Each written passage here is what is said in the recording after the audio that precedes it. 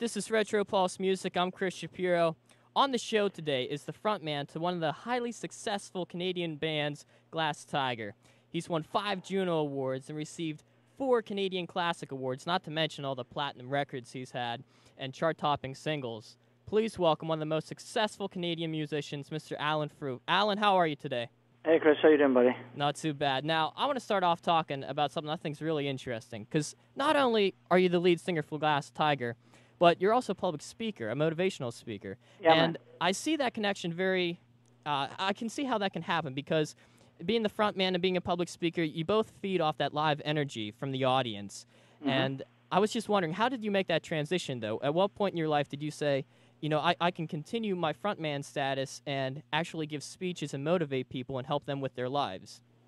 Well, I think the funny thing is I'm being a little bit facetious here, a little bit tongue-in-cheek, but the only thing that really changed was that at the end of the day, when I finally became what people would call a public speaker, they actually, gathered people in a room just for that, and then I came out and either got paid for it or it was a charity thing or whatever it was, but it was actually focused.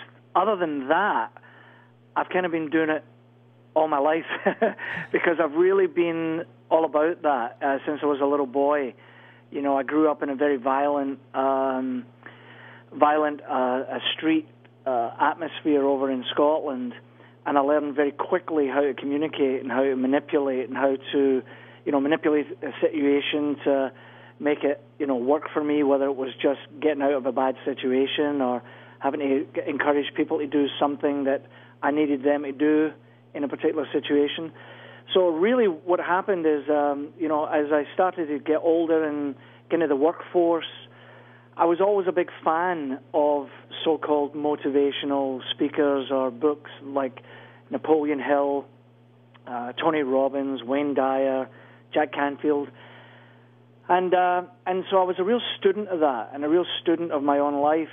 And I really kind of stumbled into it a little bit, just like rock and roll. When I discovered that I had a good voice and I could write some chords, and people said to me, you should join a band. And I thought, well, I wasn't really thinking about that, but maybe I'll give it a try. And then I saw Rod Stewart do his thing, and I thought, well, there's a gig. I'll take that gig. I often joke about, Rod's on stage, and women are throwing their bras and their panties and whatnot. And I'm saying, well, there's a job. I'll take that one job. Too. And so really after I had all the musical success that I had, I was going to write a book just really about, a kid from, poverty in Scotland, grows up, does well, comes to Canada and becomes, Joe Rockstar or whatever. And it was really just going to be a book really telling stories that were fun and inspiring and maybe sad and uplifting and whatever. And but being this student of life, I found hopefully a really clever and unique way to take the principles that I've used all my life. That basically is, having a belief system, desire, taking action, understanding receptivity, and the power of intention, taking all those elements, and I sort of intertwined it into the story of the boy who did well in rock and roll. And people went crazy for it up here in Canada. I called it the action sandwich, a 6-step recipe to success, doing what you're already doing, because I talk about the principles of success on your own terms. And the 2 key elements for me are how to feel the fear and do it anyway. And the other one is to never give up. Like, never, ever do I. It's just not in my vocabulary. I just never stop. I never quit, ever. And those 2 elements are essential to any success. And so having a bit of notoriety that I had here in Canada, I started to get asked out to speak to companies and their employees, or speak to Manpa Canada at different events across Canada, speak to kids in schools, and I became quite popular at it, and I've been doing it ever since. And I was wondering, whenever you're doing a concert with Glass Tiger, like, say in between songs, do you ever offer any of those stories, like motivational speeches at all, like a 2-3 minute short speech? Does that ever come out? No, I only do it when I'm sort of hired to do it. When Glass Tiger's doing a tour and it's all about rock and roll, it's all about rock and roll. Okay. Some people will hire me for a one-man show, and it might be a little bit of storytelling, and that's really just a bit more comedic, a bit more fun. Or other people may hire me as a songwriter but ask me to tell some inspiring anecdotes and talk about the principles of receptivity and desire and belief and intention, and I do that. But I never, if a promoter's looking for Glass Tiger to come and, lay some classic rock and roll on them from our past, then that's what I do. It sounds like a commercial, but, if anybody would come to my website and pick up the book, they would really get a sense of what I'm talking about. Mm-hmm. And it's all online on your website? They can find a copy of that? Yeah, of course, at www.alanfrew.com, you can get a copy of the Action Sandwich right there. Now, what would you say someone wants to improve their public speaking skills. What's one tip that you would give them before they get up and give another speech? Well, unfortunately, I believe that so much of it is inherent in the nature of who we are. Some people are just really good at it.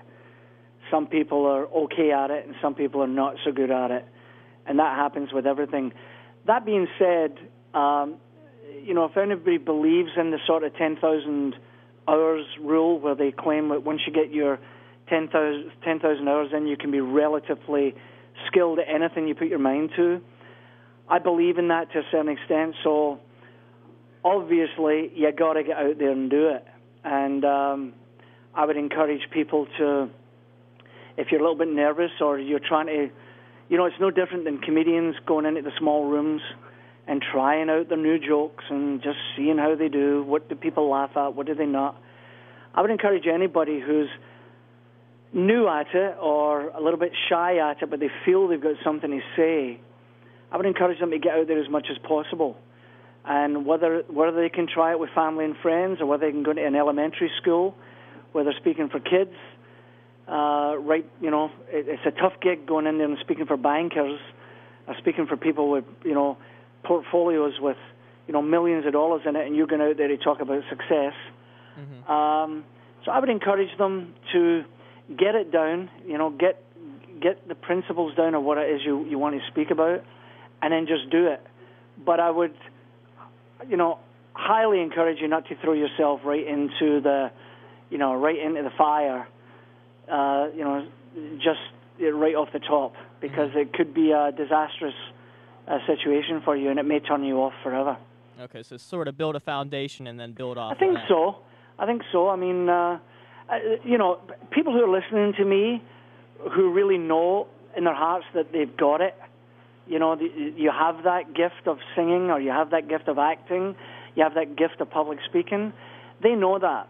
But there's many, many people who feel that they have something to say or something to get out, but for whatever reason it's blocked, or they've got a little bit of a...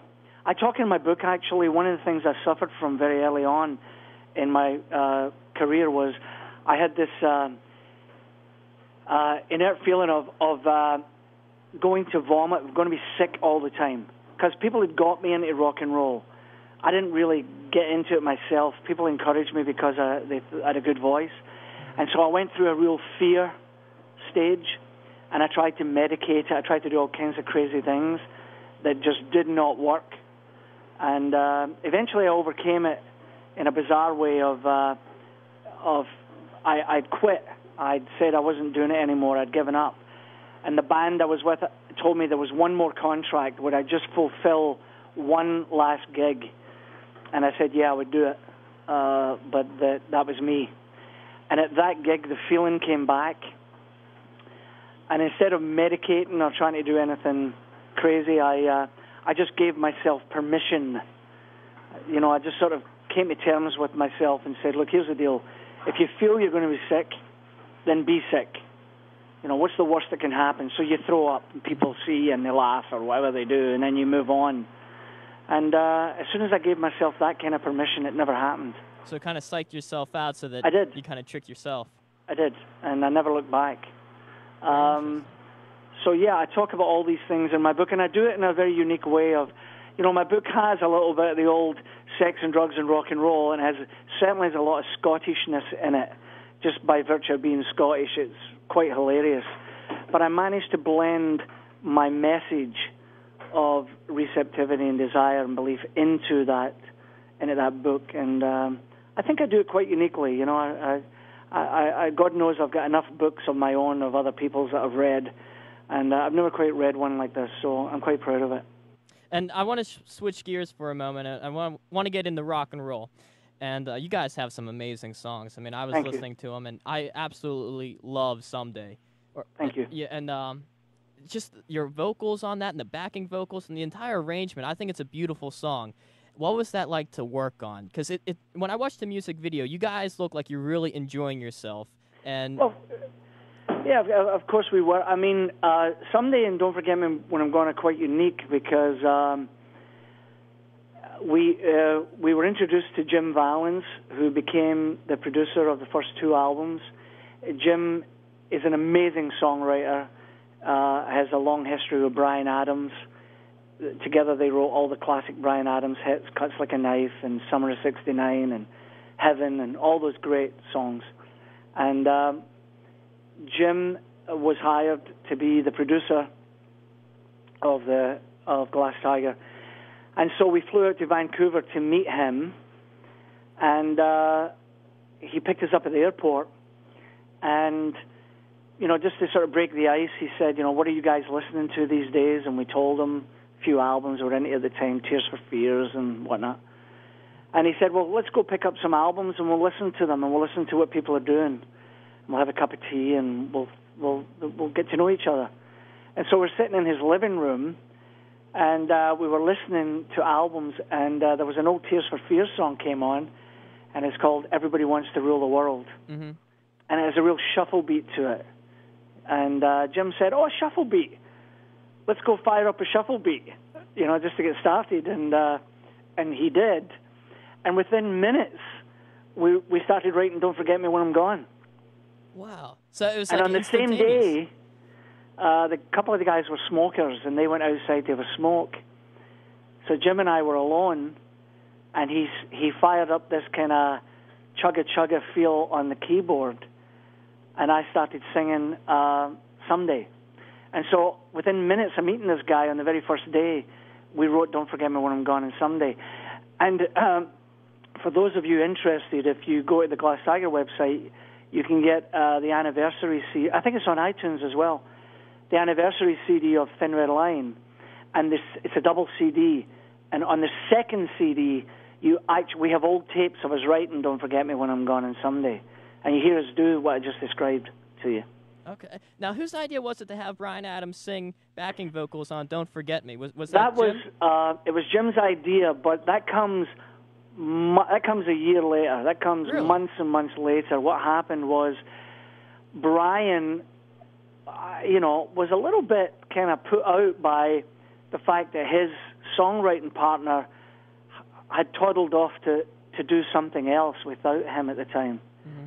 And so when we were in the studio actually recording the album, The Thin Red Line, Bryan used to call occasionally and talk to Jim.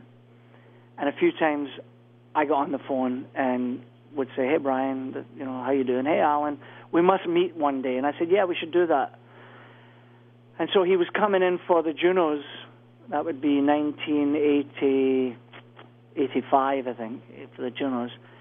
And he said, I'm coming to Toronto for the Junos. Why don't we get together? And I said, sure. So he came to the studio. We had a few beers, got a few laughs, got to know each other. And whether Valens was really thinking down the line or not, or whether it really was just for a laugh, he said to Bryan and I, go on in and sing together, and we'll see what it sounds like. And we weren't feeling any pain by that time. We had a few beers in us. And so we went in, and we sang a couple of songs together, actually. And the rest is history. Jim decided to keep the little cameo of Bryan on Don't Forget Me When I'm Gone, which, if I'm not mistaken, nobody had really done then, or whether they'd done it in the 60s, I don't know, but coming through the 70s into the 80s, I don't think it had ever been done. And so when we did it, it was quite unique, and it caused a bit of attention from the media and whatnot, and that was that. Now, what was the first thing you did when that song hit number one? You know, it's 1986, you're just starting out as the musician with the band, and it goes number one. Well, we were young guys in one of the most popular bands Canada had ever produced. You know, I'll leave it for everybody's imagination to figure out what that must be like. You know, 5 young guys traveling the world, and you're in this really popular band. It was amazing. But that being said, it was a ton of hard work. We were constantly ahead of everything. So every time we would release something, we would move on. And so we would find out retro that it had gone number 5, and then number 3, and so when it was popular in place A, we were already in place, you know, G or E or F. So it moves at such a pace, and so you don't really get a whole lot of chance to kick back and pat yourself on the back and say, "Oh, look how good we are." You're already moving on to the next thing, which in some ways is a good thing, maybe, because you don't get carried away with it. But was it great fun? Yeah, it was amazing. Mm-hmm. And you mentioned being on the road. What's the big differences? I know the technology's changed, but being on the road in the 80s versus when you guys were just out this year with Roxette, you know, what are some of the changes? Well, the changes would be that technology makes everything so instantaneous. I mean, could you imagine what it would have been like in 1986 traveling the world and having Instagram and having Twitter, being able to say, "I'm right here, right now, look at this, look at me here, this is what I'm doing"? Or could you imagine gathering in soundcheck and writing something and plonk it on YouTube and it becoming a hit right on the spot because 2 million people hit on it because you're their favorite band and you've given them the new song right from the stage on soundcheck, and then you fire it on the iTunes? It just, those things didn't exist. So everything, I mean, I was still listening to my favorite sports teams by hanging out of the bunk on a radio, a ham radio with an aerial sticking out of it, and holding my arm out to try and get the best reception so I could hear the Blue Jays play the baseball game against the Phillies.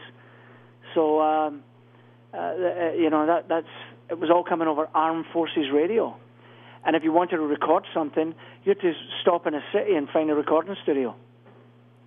Wow. So you're definitely a fan of the technology changes. You don't think it's hindered at all the music industry or the process? No, it's definitely enhanced the process. It's just watered it down an awful lot, that's all. Now, I want to ask you, you're just right across the border, just up north of us, but were there any cultural barriers that you had to break through when you came to the U.S. to perform your music? Anything that maybe you weren't prepared for whenever you first came down? Well, you know, I'm very, very pro U.S., always have been. Ever since I was a young lad in the U.K., I was way more interested in America than Canada. I just came here by virtue of family.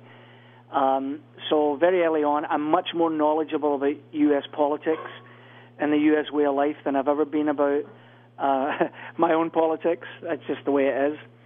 So I was always very comfortable traveling in the U.S., and I was always very pro-U.S., even during a lot of the troubled times. As a matter of fact, I got in some trouble flying back to the U.K. and giving my opinions in the early days about U.S. politics and all these things that were going on. So the British record company would say, just don't say anything, because at the time the world was very anti-U.S. and U.S. politics.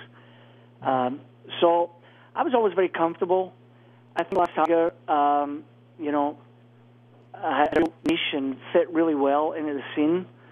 I would guess it would just be more trying to get used to the drastic changes between things like, you know, the North and the South, you know, the East Coast versus going down into Alabama and into Georgia and then going right out to California and the liberalism and the laid-back way that California and Seattle can be like. But I don't think there was any major cultural I mean, there's so much about Canada. It's very much like parts of the U.S. That it's not that drastic. But I'd say once you're in the U.S. and you're traveling around, and I think that's the same for people that live in Philly. You live in Philly and you go to Kentucky for the first time in your life, you're going to see a massive change. Mm-hmm. So it's more I think we just experienced that kind of thing. The subcultures within the culture that you have to get familiar with. Yes, that's a great way of putting it. Yes, for sure. And I want to wrap up, though, talking about Then, Now, and Next, the new album you guys put out. Is this new material, or is it a mix, or what's this album like? It's a combination. Like again, because of technology and because of the way radio is, and, you know, when you're a band from the 80s and you're in your late 40s, everybody heading into their early 50s and whatnot, you can't depend on anything. So we decided the best way for us to let the world know that we're still relative was to do it with a little bit of ease. So I came up with the idea of Then, Now, Next. You know, then obviously being, here's what we did in the past, this is what you remember us for. Now being, here we are tonight in this stadium, and here's what we're going to play. And by the way, here's some new stuff. And then Next just represents the fact that we're not finished yet. So the songs that are on Then, Now, Next were done to actually coincide with the tour we just did and the tour that we'll keep up. So if we were to come down to Pennsylvania tomorrow and do some dates, people would realize that the songs that we're performing that night are the songs on the CD. And there's 5 new things on that CD that no one's ever heard before. 3 brand new tracks. One of them is a new lead single called I Take It Back that I wrote with a guy called Blue McCauley down in L.A. Killer track. And then there's a remix of a song called The Thin Red Line. And then there's a brand new cover of a Beatles song called Hide Your Love Away. Okay, and now where can fans find this album? You can find it on iTunes US and iTunes Canada, obviously, and we've released the lyric video to go along with I Take It Back on YouTube, and we're just about to release a new video with a band involvement for I Take It Back. It'll be coming out next week or so. All right, and before we go, I just want to share with you that the university I go to is called Edinburgh University. How brilliant. It's a different spelling, but we're very big on Scottish pride, so it's a pleasure having you on the radio station here on campus, because you've been a great guest. And I mean, Glass Tiger is playing brilliant these days, and you know we get a lot of U.S. fans who say is like, why don't you just come and play in California? Why don't you just come and play? And what they don't realize is, you know, it's a massive effort to bring a band and stuff just to do one-off dates. So, you know, we would always look at, you know, is there a great 80s thing that would, maybe there's a great package that could be put together, and it's not that we don't want to come to the States. We'd love to come down and do it. It just has to make sense. But in the meantime, if they come to either the Glass Tiger website or my website, you can pick up all the stuff that we've been talking about here today. All right, and Alan, thank you so much. It's really been a pleasure talking to you today. If you guys ever do come down to the States, definitely come to Erie, come to Edinburgh. Love to see you. Thanks, man. All right, we'll talk to you next time. Thank you Cheers, again. all the best. Thank you.